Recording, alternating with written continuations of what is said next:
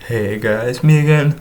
Back with another exosister invoked gameplay review. Only one game today. Just because you'll see, I should be hopefully doing another upload at the same time that this comes out. So yeah. As you can see, we're playing against what looks to be like Lyrisk, maybe with some tri-brigade stuff. Don't really know. Post ban list. So they're going to go Ash and Alistair, which is normally annoying, but we do have the extender to search and armament. Ashing the Alistair here is annoying specifically because we already have Vadis, and we don't really want to search, like, Vadis is a once per turn, and even if it wasn't, we wouldn't want to search another one because we already have an Irene.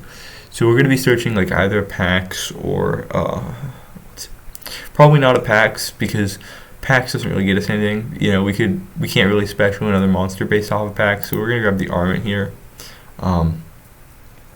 Then set 2 and pass.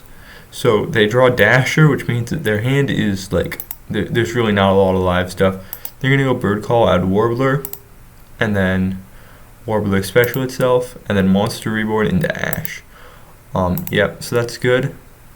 We're gonna think right here because we wanna chain in response to the reborn, the Vadis. As you can see, they're just kind of like, playing, they're not really like waiting for us, so yeah. So we're going to chain this in response to the reborn so that we can get these 2 triggers, overlay into Mika and Asophiel, and then on summon, since we've already gotten the Asophiel trigger, right here, we can then get 2 negates. He's going to go Verte, and then I'm going to chain, and he's going to chain Nib. I'm going to chain Mika just to banish the Warbler. I wasn't sure if you could chain Nib, I was just making sure. And then he is going to activate the DP effect, and in response I will chain my own Nib. Yeah, so I don't see anything about the ruling about Nib, or Verte chain Nib. The more I looked into it afterwards, I'm pretty sure it's legal, just not 100%. I just wanted to be sure. But him activating the DPE here is just insanely good for us because that means that we can make sure that his DPE won't come back. Plus, his token would have 2700 defense, which means that our Nib can beat over it because the original token's attack is question mark, which is treated as 0 on the field. So yeah. So I'm going to Nib, and then he's going to pop his token and then his DPE, because you use the effect. And then Stella is just a bonkers draw. She's got set droplet. Wasn't sure what it was.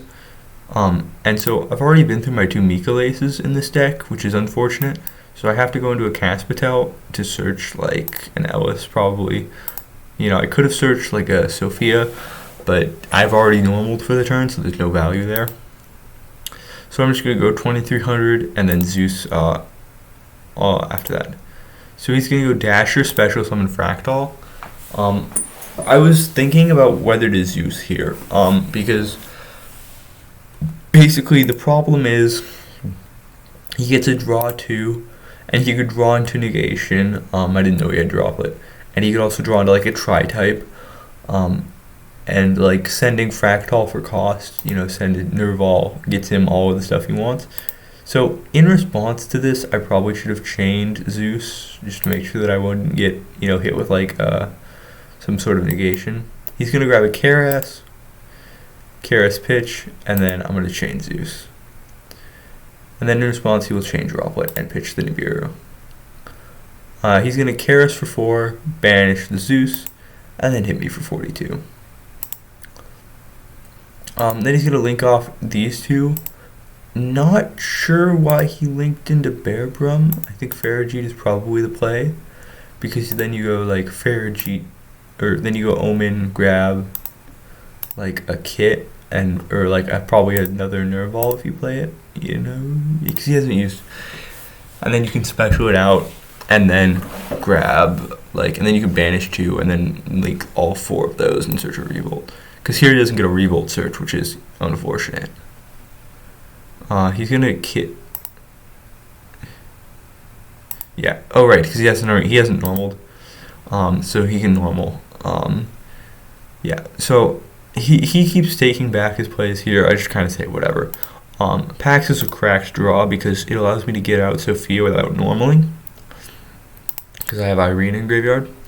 And then I can go Ellis, because this way if I draw into an Alistair or a Meltdown, it's live. So I'm going to draw into a Vadis. So here, the question for me was, do I want to trigger either of my exosisters? Because if you're paying attention, I play 2 Caspatel in this deck, 1 Jabrine, 2 Mikolas, 1 Osophiel.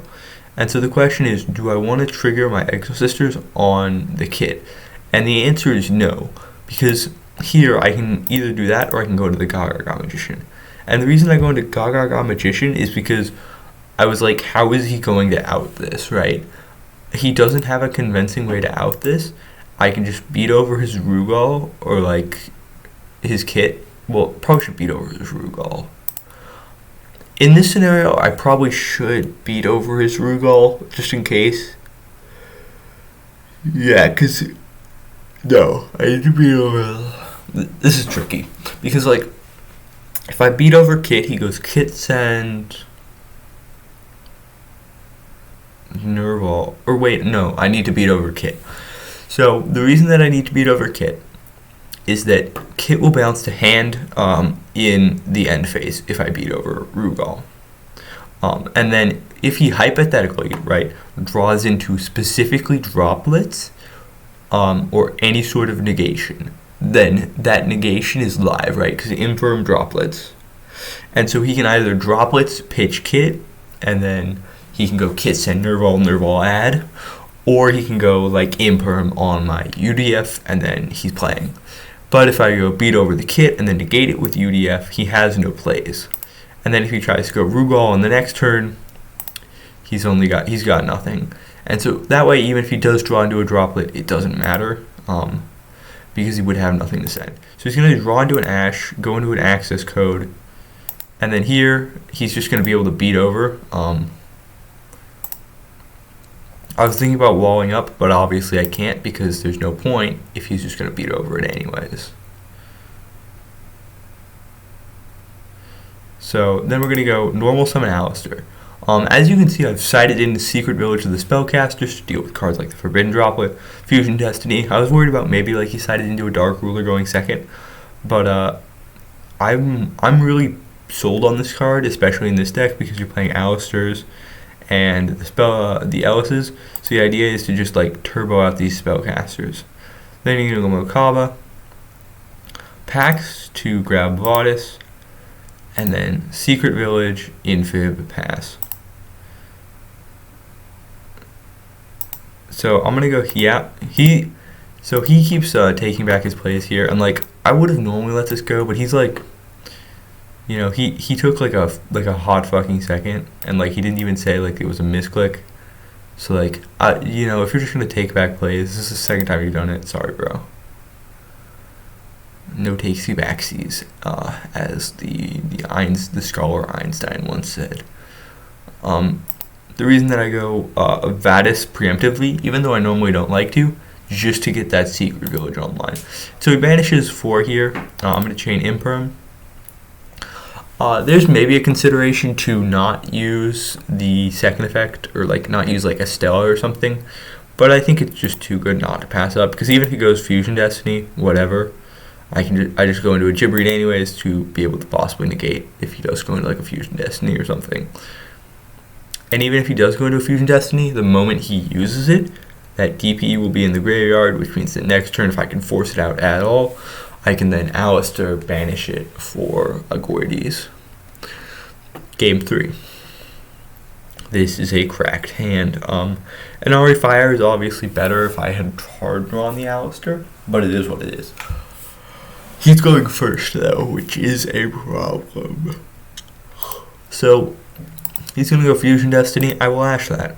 He passes because he has no more plays. I'm going to go activate. He's going to ash the Meltdown.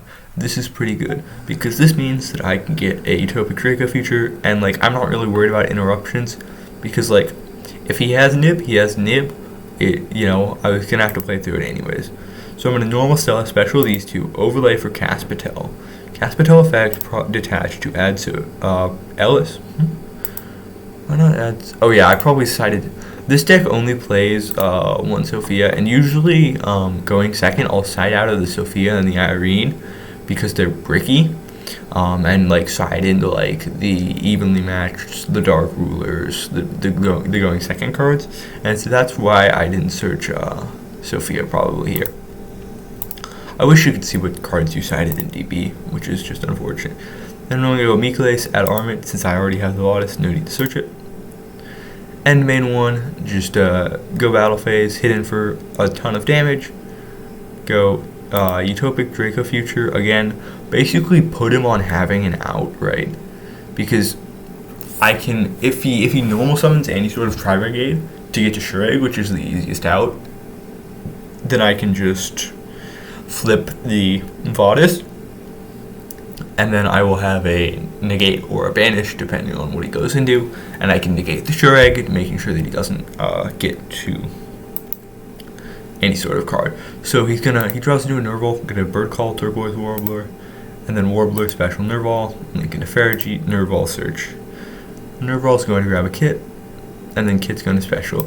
I just want to basically say to him, like, I want to basically put him in a scenario where he has to think about whether he wants to use the Kit or not. Just for some reason he doesn't. He's going to. He's only going to banish 2, so I'm going to take it, and then I'm going to trigger these 2 on res. Then I'm going to go Sophia Mikales. He's going to go Fusion Destiny. Totally fine. He can't use effects in the graveyard, so in battle phase I will just Mikales force it. This is a misplay. Obviously I cannot do this because neither player can activate effects of the graveyard this turn. That being said, I don't think this really matters, but just something to keep in mind. But you can just Nefarious. Anyways, that'll be it for me. Have a great day, guys.